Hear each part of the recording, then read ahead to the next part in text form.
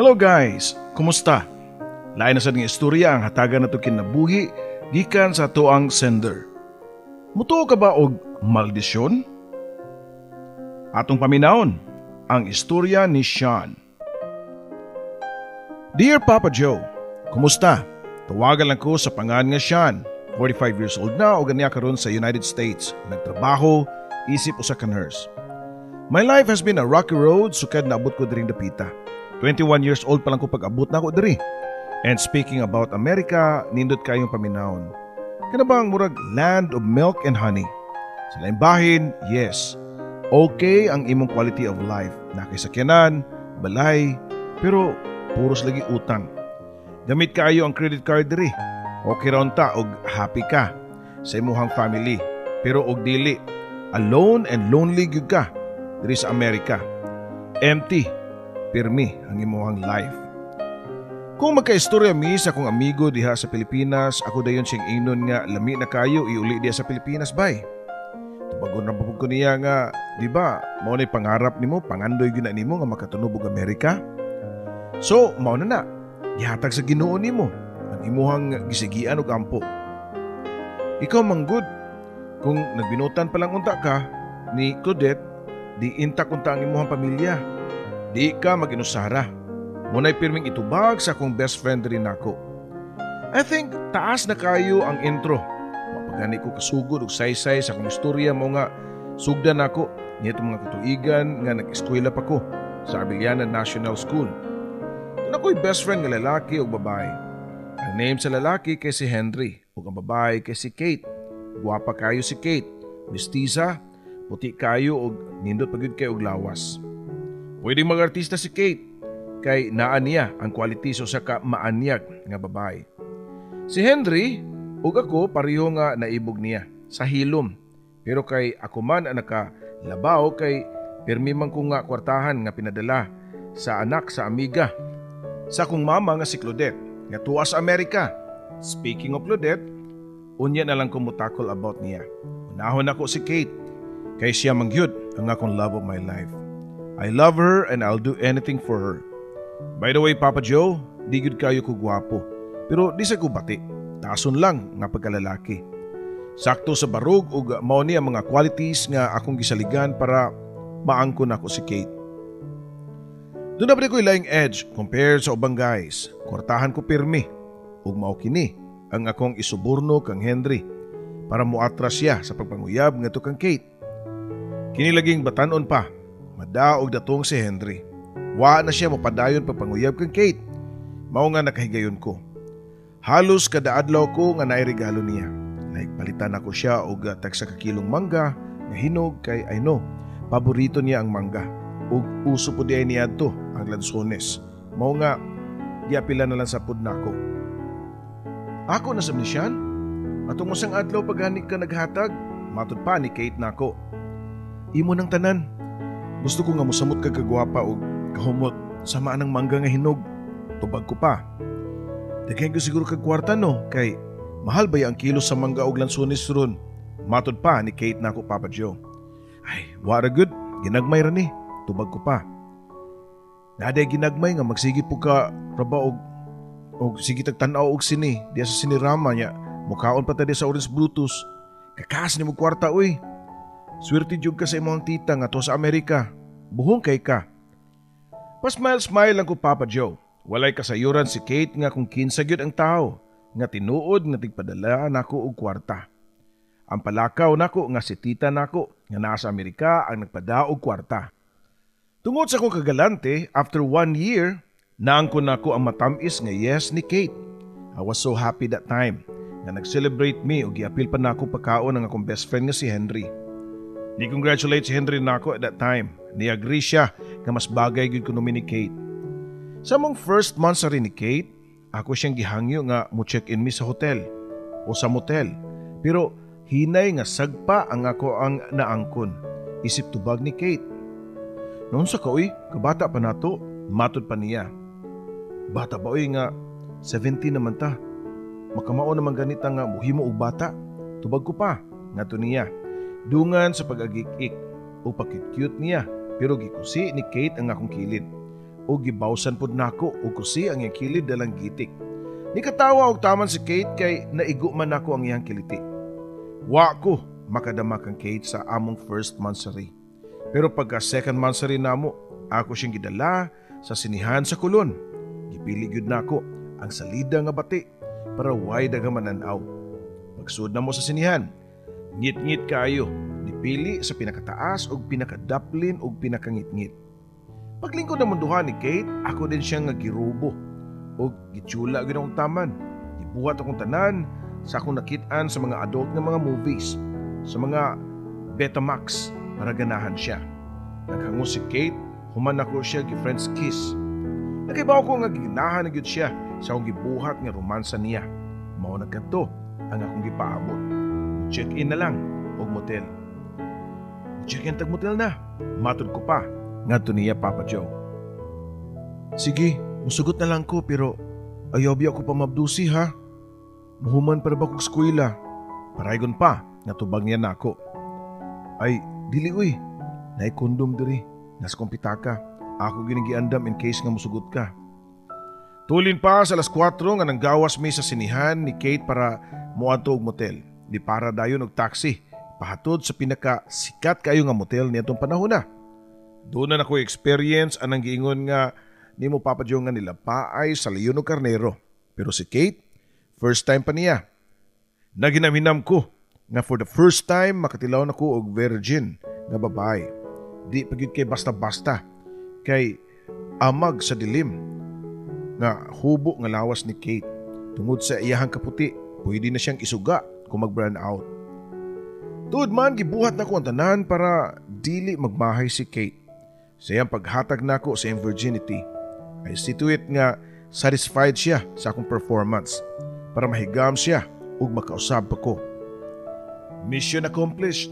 Nilampos ang leon sa paglapa sa priskong karnero. Ug sukad sa unang nahitabo namo, dili na makabalibad si Kate kung muhangyo ko nga makiga-check-in niya. Anytime, basta may kwarta. Pero ming busog ang leon Papa Joe. Nagkadugay, nagkadako ang love ni Kate diri nako.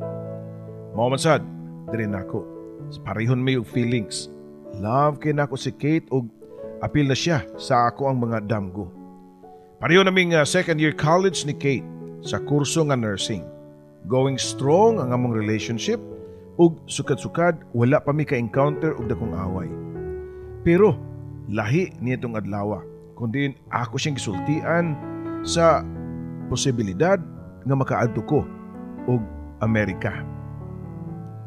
Nganong karon lang kanisultian na suko pa nga pangutana ni Kate diri nako. Kuan man good. Nagpanagan na magugko kung kay bawag ko nga mag-uol ka. Tubag ko pa niya. Di gyud kay mag-uol, masukog gyud ko nimo. Di ko masugot nga magkalagyo ta siyan. Kung saan ka nako pagpasabot si Kate Papa Joe. Musamot gyud siya o kasuko kung mahibaw-an niya nga ang tinuod nganong makalarga ko og Amerika. Sugot na lang good Kate, para ra na sa atong future good. Di ba? Kung okay na ko dito, kuhaon man ti ka. Petisyon nanti ka para makasalta dito sa Amerika. Or pwede, muli ko ari diri sa atua para mapakasalta. Depende lang unya kung unsay pinakadali para naton duha para makuha ti ka diri sa Pilipinas. Diha pa ni smile si Kate Papa Joe. I know her. Ganahan siya nga makaadtog Amerika. Kinsa ko'y dili. Kita man sigurong tanan, nangandoy nga makatunob ang lugara. Nagsabot namin ni Kate og okay na siya nga mularga ko. In fact, excited gani siya. Kay tungod nako, makalarga pod siya. Taas na kaayo ang iyang damgo. Plano na gani niya nga kuhaon pod kuno niya ang iyang parents para makapuyo pod og Amerika. 1 week before sa akong paglarga, halos kada adlaw mi nga mag-check-in sa motel. Si Kate, pamundo na mo, tanan. Kay I know nga magkalagyo mi. Ug hapit na. Nanamilit na ko sa akong mga barkada, lakip na kang Henry, nga akong best friend. Gi-invite ako si Henry, kauban na pod si Kate, para magdespedida. Nag-video kami sa karaoke bar. Dayon, nangaon og nag-inom. Diyang medyo hubog na ko, giagbayan ako silang duha. Si Henry sa akong left arm ug si Kate sa akong right arm. Sus, kamugyud ang ako mamingawan og taman. Except sa akong mama, syempre. Manawag din ko ninyo ha. Kamu ninyong duha inikabot na ako dito. Padalhan ta mo kwarta. O ikaw ba'y Henry? Ikaw akong pabantayon kang Kate ha. Report yun na ako dayon ha. Kung dunay kairing-iring si Kate ha. Ni-promise si Henry na ako nga siya ko na'y bahala kang Kate. Tanan, buhaton niya. Yang i-report din ako. Actually, dili ko happy sa akong paglarga. Yes, mao ni akong pangandoy. Natuman na, pero dili unta sa ingon ani nga rason. Nakonsensya ko kang Kate. Love kay nako siya, pero wa ko'y mahimo. Kay mao na bugtong tubag sa akong damgo para sa greener pasture. Adlaw sa paglarga, nagsabot ming tulo si Henry o Kate nga sila'y muhatod na ako sa airport. Sakay sa ka-taxi, daan na ako akong tanang mga bagahe. Gihapit na ako silang bahay si Kate, pero wa siya dito. Gipaabot na ko kadiyot, pero why Kate nga niabot. Nabalaka ko, kay di ra ba pwede nga malate og 3 hours before sa flight. Dapat na naka sa boarding. Mao pa to ang time, Papa Joe, nga wa pa na uso ang cellphone, internet ug uban pa nga mga reliable nga mga means of communication. Landline lang ang uso niya to. Ang mga maka-afford lang og beeper. Pero estudyante pa lang miniyadto. Dili maka-afford og beeper si Kate. So there's no way nga ako siyang makontak. Basin, tuwa siya sa bahay ni Henry. Nagpaabot na ako. Nakadesisyon ko nga mo-proceed na lang sa bahay sa akong amigo. Pag-abot ako dito, wa si Kate. Wa pod si Henry. Asa man ka silang duha? So may nahitabo. Nganong wa man sila mutuman sa sabot? I'm running out of time. Di na ko makapaabot og dugay nilang duha. Kung gusto ko nga mularga, dapat mo diretso na ko sa airport. Nagpahatod ko sa taxi driver sa airport. Sakto ra gyud kayo nga naka-check-in ko. Then waiting na sa boarding. Napakoy time para mutawag sa landline. Sa number sa silingan nila ni Kate. Hello, Dong Sian. Unsa may tuyo nimo kang Kate ba? Pangutana pa ni Nang Salud. Naanad na siya. Nako, nga ato ko mutawag. Oh, Nang, naabas siya diha? Wa man gud siya ganiha pag anak nako. Dito bang si Nang Salud nga, maupig ko'y pag-abot, ako nakitaan, bago lang kauban si Henry. Kadiyot ha, kay akong atuon sa ila. Nawala si Nang Salud, pero nahang up ang telepono. Nagpaabot ko nga pila ka minutos, usa pa nga dunay tingog sa pikas linya. Hello? Unsa pay tuyo nimo nako, Sean? Unsa pay laing bakak nimong isulti diri nako? Matod pa ni Kate nga naghilak, Papa Joe. Kate, unsa man ang gipanulti nimo? Unsay bakak ba? Ug din man ka. Anong wa man ka sa inyo ha paghapit nako? Taas na pud akong tingog niadto. Gituyo nako nga magsuko-suko kunuhay para reverse psychology niya. I have a feeling man good nga nakaibaw na siya sa tanan. Nisurok akong dugo sa kalagot nga kang Henry. Siya lang biya sa tanan sa akong mga amigo ang nakaibaw na mo ni Claudette. Why laing nisulti? Siya ra gyud. Ayon na paguri-guri siyan oy, gisultian ako ni Henry. Karon lang gyud, karon adlaw lang gyud. Ngano siyan? Ano nakahimo pa magkapapamakak nako? Pagsugod pa lang nato, daan bakak na gyud nga tita di ay ha. Patita-tita pa kakunuhay ka, pero girlfriend nimo nga Amerikana ang tig-supply nimo og kwarta. And then karon nga mularga ka, unsa? Magpakasal na mo duha? Unsa man dayto imong gipromise diri nako? Istorya-istorya lang dito kutob. Sakit kay siyan oy. Grabe ka sakit ang imong gibuhat nga papamakak diri nako. Di gyud ka mapasaylo. Imaldisyon ti ka nga di ka magmalipayon sa tanan nimong mga relasyon sa tibuok nimong kinabuhi. Unsay buhaton nimo kung suko na kayo ang babae? Kung nakapalangunta siya sa kong atubangan, may pruhan nga mapaulian ako si Kate. Ako lang siyang gakson unya lambingon, dalira kayo. Pero wa siya sa kong atubangan. Layo kayo minduha. Ni Santop sa kong nahuna, unsa ka og di na lang kumudayon sa Amerika. Taud ko nga nahilom. Wa ko'y maayo nga ma-explain nga to kang Kate. Nadunggan na lang nako nga gibutang na niya ang telepono. Tungod sa kong kalagot, gitawagan nako sa landline sa silingan ni Henry. Hello? Nang, pwede ko mamaliw kang Henry? Importante gud kaayo ang akong tuyo niya. Wala na mutubag si Manang at tag-iya sa telepono. Di siya gitugusog kayo nga nagpanawag sa pangan ni Henry. nga tuwa lang sa atbang sa nga balay. Mga 3 ka minutos ko nga nagpaabot usa pa madungog na ko ang tingog ni Henry. "Hello, Sean." Disurok dayon ang akong dungog pagkadungog na ko niya. "Hilo sa mong kabuang? Anong gisultihan mo si Kate sa tinuod ha? Traitor ka nga pagka-amigo da. Abino ko basaligan ka." Singhag ko pa niya. "Kasabot ko sa imong kasuko, Sean. Expected na nako. Pero di sa ko kaako nga pirmi na lang nga magmata og buntag si Kate. Naluoy kay ko niya. Sa imong mga pasalig niya, yung mga puros bakak." "Naluoy ka? Maurod yung ka na rason nga naluoy ka?" "O, gisumarino na nimo si Kate. Gibuayan nimo si Kate. Kay abi naman og wala na ko. Wa para ba ko malimot nga ibog kay kaniya ha? Sa una pa." "Sean, di ko yung anak nga klase nga pagka-amigo. Amigo pod biya na ko si Kate. Mga di ko ganahan nga bakakan nimo siya." "Didto. Ni samot og kasurok akong dugo sa iyang gisulti. Amawag yun nimo eh. Mura man sa taogoy pinagsamahan. Sukad karon ha, kalimti nga manag-amigo tan duha. Wa na ko'y amigo nga bitin." Gibundak na ko ang telepono. Dayon nakahila ko tungod sa kong sobrang nga frustration. Sa akong paglarga sa Amerika, 2 ka tawo nga importante kay nako ang nawala. Gusto ko nga moatras. Gusto ko nga mopauli ug mobalik sa agi para masettle ang tanan. Pero sao naman, ang akong ambisyon nga makalarga og gawas. "Papa Joe, nidayon yung sakay sa eroplano. Pila may istorya, naabot ko sa Amerika. Gitagbo ko sa airport ni Claudette. Nga sukad-sukad, kaduha rami nakakita sa personal.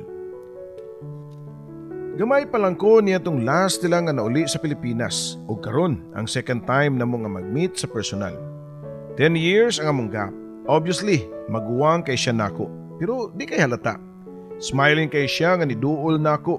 Nawa ang iyang mga mata kay lagi chinita man siya. Dili siya tambok, sakto lang ang lawas, puti sa bugpanit, kay insik o beauty. In short, guwapa man sab si Claudette.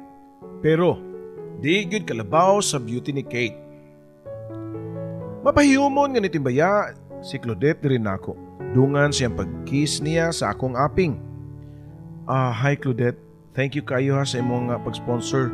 Huwag di patungod nimo, di magyo ko kaari diri, tubag ko pa. Igo lang ang smile si Claudette, dayon igunit siya sa kumbukton og iyang gigiyahan para sa sunod na buhaton. Buutan kayo si Claudette, sweet o galante pagyud. Unang simana nako, iya kong gisuroy sa mga nindot nga mga lugar sa Chicago. Ipamalitan ko niya og mga gamit nga sweater o coat nga pang winter, kay hapit na mag-snow pag-abot na ako sa Amerika. Gipaskwela ko ni Claudette og nursing, pero sa wa pa, nahitabo gyud ang among plano sa diha pa lang ko sa Pilipinas, ang magpakasal mi kaming duha. Ang kuno ko nga dili lisod higugmaon si Claudette. Sa iyahang kaayo nako, buutan og lambing og provider, doon na sa ko'y na feel nga something niya. Yes, love na ako si Claudette, pero di gyud sama kadako sa akong gugma ngadto kang Kate. Fast forward Papa Joe, pila ka tuig ang nilabay nakahuman nagyug ko sa kuang kurso nga nursing. Doon na po ko'y trabaho. Gipasulod ko ni Claudette sa hospital nga iyahang gitrabahuan. Doon na ko'y income ug labaw sa tanan. Doon na sa mi anak nga usa ka batang lalaki nga ginganlan namo og Ralph. Pila na ka tuig nilabay. Okay na kaya kong life sa Amerika. Doon na ko'y pamilya, asawa ug anak. Pero abot ba nga di magi ko makalimot sa Cebu? Labi na kang Kate o kang Henry. Kumusta na kaha ang duha? Siguro minyo na sila o doon na mga anak. Uso na sa Amerika ang internet. Email o Yahoo. Messenger, wapay Facebook niya to uguban pa ng mga social media. Mao nga di ka kabasta-basta og search sa mga tao nga gusto nimong pangitaon. Gisuwayan nako Papa Joe. Og tawag ang landline number sa silingan ni Henry ug nalipay ko diyang ni ring kini. Namaliw ko ni Henry pero matod pa sa nakatubag nga nagpataod na kuno og telepono sila si Henry ug iya kong gitagaan. Gikulbaan ko samtang nagdial ko sa number ni Henry. Samot na diyang gitubag sa tingog nga pamilyar kayo nako. Hello, kinsa ni? Pangutana pa ni Henry nako. Ako ni bay. Imong amigo si Sean. Tubag ko pa. Sean? Katong nasa Amerika? Ikaw ni bay? Kaya ko ni mo nanawag. Abi na ko, nalimot na ka na ko. Matod pa niya, nga happy kayo og tingog. Di ko gusto nga makadisturbo ninyo. Makakos lang ko ninyo kaaway. Tubag ko pa. Away? Kisabay makaaway na ko ha? Kung si Kate man gani ang imong ipasabot, wa man to kami magkarelasyon niya oy.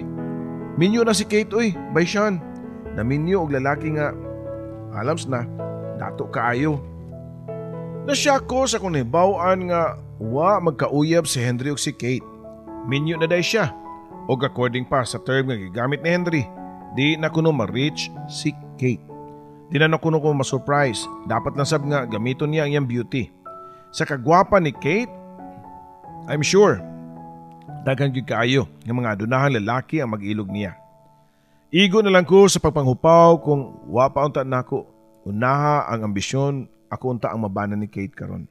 Pero unsaon pa man ako, di na mabalik o ma-move forward lang yun ko. Happy naman gihapon ko, kaya at least nagkauli na ang amuang kabubuton sa kong best friend nga si Henry. Si Henry nga until now ulitaw lang gihapon. Pero matod pa niya nga daga na siya uyab nga puros mga kachat lang niya sa Yahoo ug Messenger. Doon na daw siya room nga sudlan kundiin tuwa dito ang mga klase-klase nga babae nga nangita pod og entertainment sama niya. Gitudloan ko ni Henry unsa man pag-enter sa mga chat room. Nakatawa ko sa ako ang kaugalingon kay ang taga Pilipinas pa ang nitudlo nako. Ako nga nasa Amerika way kalibutan. Di sa ko kabasol sa kong kaugalingon.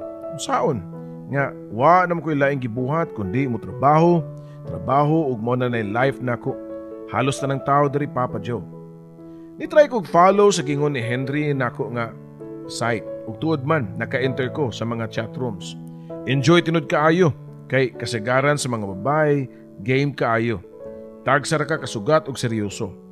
Doon na pagani mga mahuyang magpagkababae. Mauna kadto akong buhaton na nighuman sa kong duty. Kung makatug na ang akong anak, musudayon ko sa among private office ni Claudette. Makalugar raman sa ko, kasagaran, opposite ang amuang duty o oras ni Claudette sa hospital. Para dunay makabantay sa among anak. Naadito ang among computer o nagtagbaw ko pag-chat sa mga babae. Show me some skin dayon. Pero kasagaran sa mga sexy, di magpakita silang private parts. O di mo hatag og control number, kundi ka mo hatag og control number sa remittance center. Meaning, mangayo gud sila. Kung gana na kay ko, o di ko ganahan nga mabitin mo nga muhatag yug ko. Pila na kabuan nako to nga gibuhat Papa Joe. Diyang usa ka adlaw niya na nasakpan ko ni Claudette. Naabot di siya. O pagsuod niya sa amo ang private office maugyoy iyang nakitaan nga, you know na, nagsariling sikap ko. Nakitaan pod niya mga babae sa monitor nga way mga sapot Papa Joe. Mura ko og nakitag abat. Gi-turn off dayon nako ang akong computer. O giisa nga akong gisuot nga underwear. Namuwa sa kasugo si Claudette. Naunsam taong ka siyan, uy. Mura man ka og ulitaw nga wa pa kasuway. Wa man unta ko magkuwang nimo. Kung doon ako'y time, I made sure nga di gyud ka masiruhan. Kuwang pa dito nimo ta, atong gibuhat. Wa pa di ka matagbaw.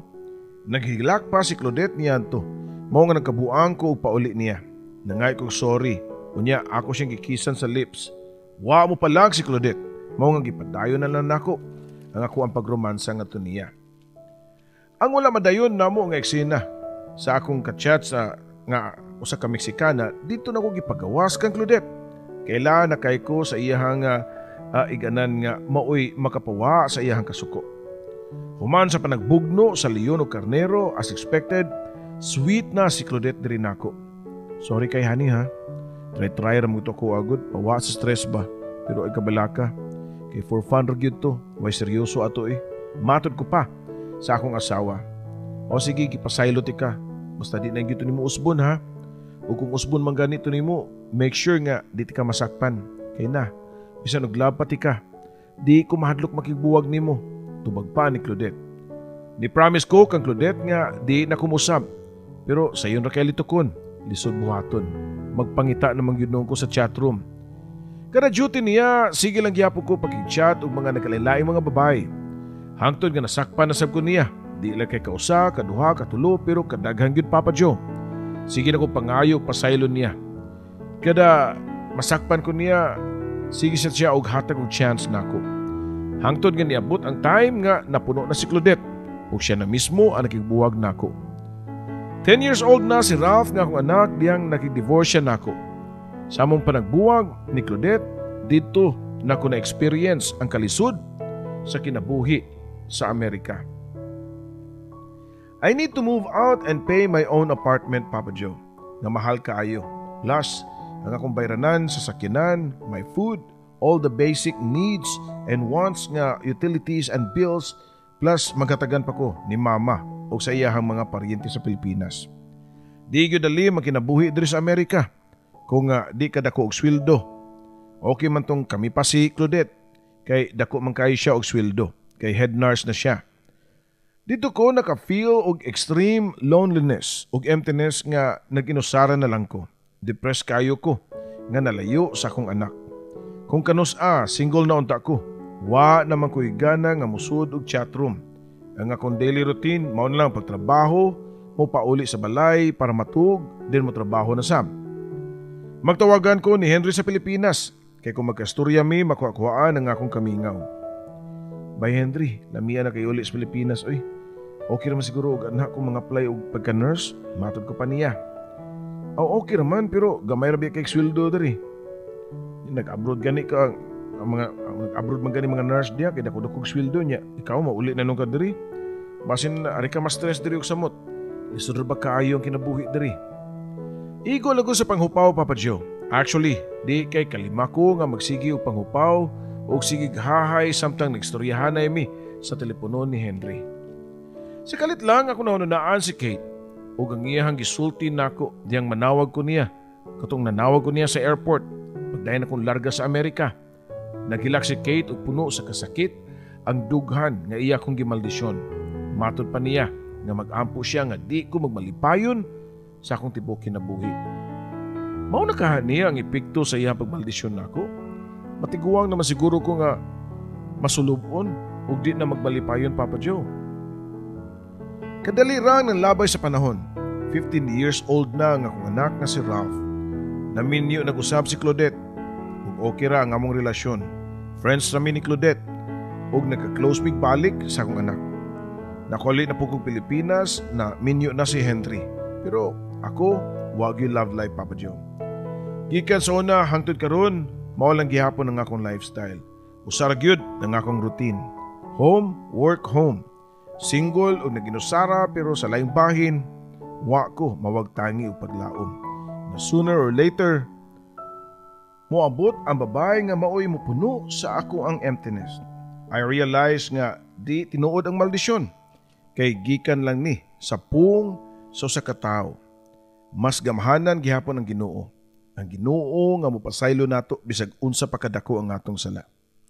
Dili na lang kutob, Papa Joe, og sa pagkakaroon, padayon lang gihapon ko sa pagpaabot sa akong special someone. And hopefully, maabot na siya para ma-share pod nako diha sa imong YouTube channel. Kini imong matatampo nga naa diri sa Amerika, si Sean.